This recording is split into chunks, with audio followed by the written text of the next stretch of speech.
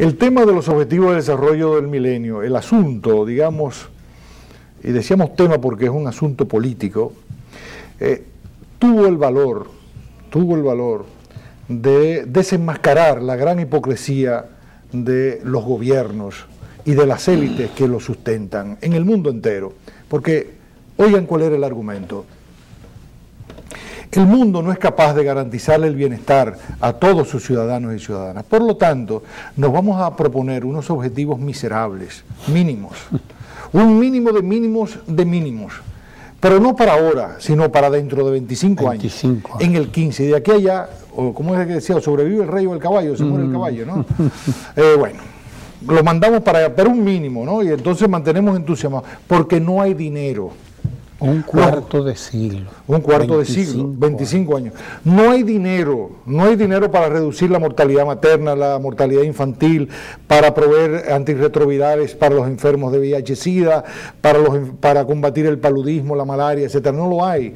No hay tampoco para garantizarle un empleo a los ciudadanos y ciudadanas, para permitir la inserción de los jóvenes en el mercado laboral, que hoy en promedio en el mundo anda el desempleo juvenil por encima del 33%. En España es 41%.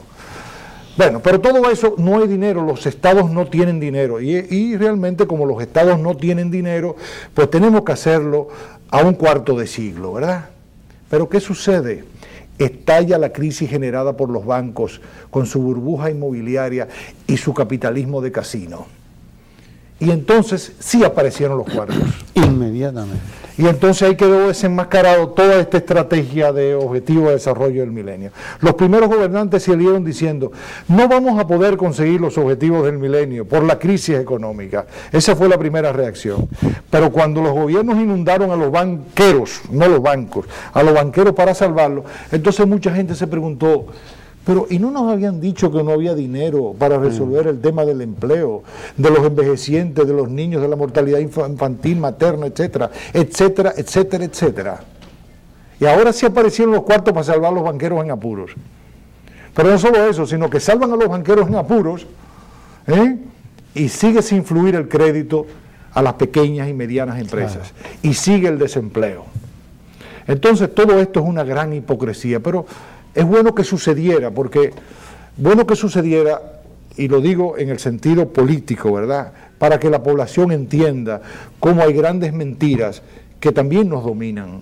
O sea, las mentiras, ¿verdad?, pues nos están dominando nuestra capacidad de respuesta, la respuesta de los ciudadanos y ciudadanas. Por eso, desde los Estados Unidos y hacia el mundo, se dijo aquella frase, ¿no?, demasiado grande para caer o para fracasar y demasiado chiquito para ser salvado. Entonces parece ser que los chiquitos van a tener que juntarse de a muchos, ¿no?, para que se reconsidere su situación, ¿verdad? Entonces la situación es verdaderamente dramática. El periódico Público del día de hoy publica el encabezado sobre esta cumbre. Dice que mientras dure la cumbre, oiga bien, Ramón hablaba de 17.000 niños que mueren diariamente, 5 veces las Torres Gemelas, por enfermedades evitables. Hemos armado un escándalo con los 3.000 y pico de muertos que murieron en las Torres Gemelas, ¿no? Lamentables, condenables, todo eso, ¿no? Pero todos los días en el mundo mueren 17.000 niños por muertes evitables, perfectamente evitables, ¿no? El dato parece que es más grave todavía, Ramón, la situación se ha agravado. Durante el tiempo que dure la cumbre, que va a durar 3 días, esta cumbre, que va a reunir a jefes de Estado y van a lanzar discursos bellísimos, unos para excusarse por no haber cumplido ante su pueblo con los objetivos de desarrollo del milenio, y otros por no haber cumplido con los países en vía de desarrollo tampoco. Mientras dure la cumbre van a morir 70.000 niños. 70.000 niños van a morir mientras dure esta cumbre, de enfermedades perfectamente evitables. Y hay otro dato, Ramón adelantaba el gasto militar. ¿Ustedes saben cuánto gastaron los países, cuánto gastó el mundo en armas militares, el negocio de las armas, ¿no? Porque se inventan guerras para que pueda seguir vendiéndose armas. Y por un quítame esta paja ponen a pelear a países, ¿no? Porque de eso es que se trata. Muchos ministerios de Relaciones Exteriores a eso es que se dedican, a provocar guerras entre países hermanos. Para poder vender armas a uno y al otro. Claro. Le venden a los dos, porque el negocio es vender armas. Entonces, ¿ustedes saben cuántas solo en el año 2008? 1.464 billones de dólares. 1.464 billones. Y yo recuerdo que el presidente Fernández, en la cumbre de Roma, creo que fue del año 2008, respaldando la iniciativa de la FAO, pedían 30.000 millones que nunca aparecieron. Nunca. Yo recuerdo al presidente Fernández reclamando y diciendo, nunca.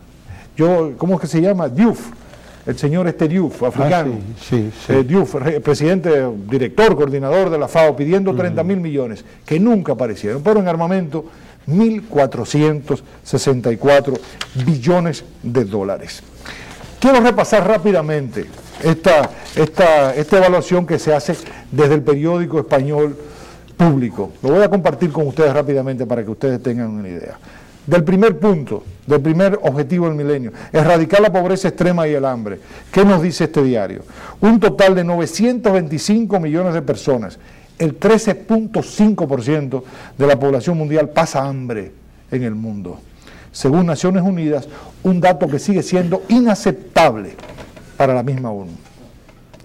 Oiga esto, cuando se establecieron los objetivos del milenio actualizados, porque luego se hizo una actualización en el 2000, ¿verdad? Como no nos ha ido muy bien del 90 al 2000, vamos a poner algo más razonable. Y pusieron unos nuevos objetivos todavía más modestos, ¿no? En el año 2000. El porcentaje de personas que sufrían hambre era el 14% de la población mundial. Es decir, del 2000 al 2010 solamente bajó 0.5%, de 14% a 13.5%. Y que no vengan con la excusa de que fue por la crisis económica. La crisis económica comenzó en diciembre de 2007 y según los Estados Unidos, los técnicos de Estados Unidos, terminó en junio. De manera que no le quieran atribuir a la crisis económica mundial y financiera la culpa de todo esto, porque eso ocurrió en diciembre de 2007 hasta el día de hoy. O sea, los primeros 7 años no hubo tal excusa, De manera que el objetivo era reducirla a 7 a partir del año 2000 hasta el 2015, y está en 13.5.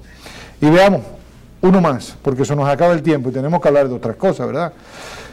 Uno de cada 10 niños, del segundo objetivo, 1 de cada 10 niños y niñas en edad de estudiar primaria no asiste a la escuela, y de ellos casi la mitad vive en África subsahariana. La UNESCO señala que tan solo son necesarios 16.000 millones de dólares anuales para alcanzar este objetivo. 16.000. Y miren, ¿cuál es la cifra? 1.464 billones de dólares. Que son millones de millones. Hay otro dato sobre las mujeres, que hay un artículo que les invitamos a que lo lea en Perspectiva Ciudadana, de ese gran reportero inglés, Robert Fisk, sobre los asesinatos de honor, cómo en estas sociedades de cultura musulmana radical, fanática, pues asesinan a mujeres, o para cobrar un dinero, o porque la familia se siente ofendida. 5.000 muertes por asesinatos de honor todavía en el mundo están ocurriendo. Matan a una mujer, Robert Fisk señala el caso de un padre que mató a su hija porque le encontró hablando por teléfono con el novio, y ya eso era una afrenta a la familia, ¿verdad? Usted no puede hablar con un hombre a solas. Nos vamos a la pausa y siga pensando en los objetivos de desarrollo del milenio.